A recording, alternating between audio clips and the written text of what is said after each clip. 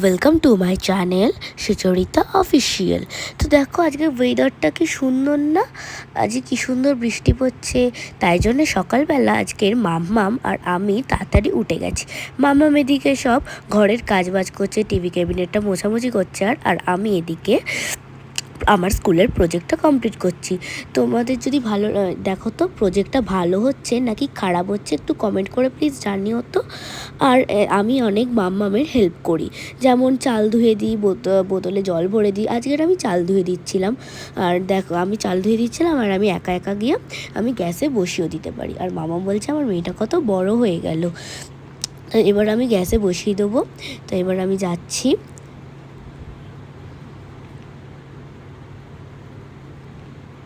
তো এবার আমি গ্যাসে বসাচ্ছি। তো দেখো, আর আমার মাম্মাম খালি বলে আছে আমার মেয়েটা কত বড় হয়ে গেছে। তো এবার আমার মাম্মাম আজকের মাংস রান্না করবে। তো এবার প্রথমেই আলুটা ভেজে নেবে। আলুটা ভালো করে ভেজে নিয়ে এক এক করে সব আলুগুলোকে এবার তুলে নেবে।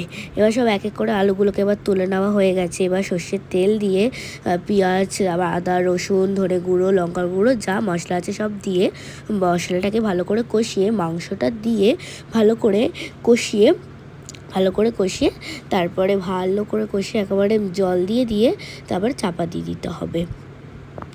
তো এটা আমাদের আজকে ফার্স্ট ব্লগ, তো যদি কোনো ভুল হয়ে থাকে তো প্লিজ ক্ষমা করে দিও। আর এবার ভালো করে এবার কষাচ্ছে এবার কষিয়ে নিয়ে এবার তারপরে জল দিয়ে ঢাকা দিয়ে দেবে। তো এটা দেখানো হয়নি। তো তারপরে এবার আলুগুলোকে দিয়ে আবার ভালো করে কষিয়ে নেবে।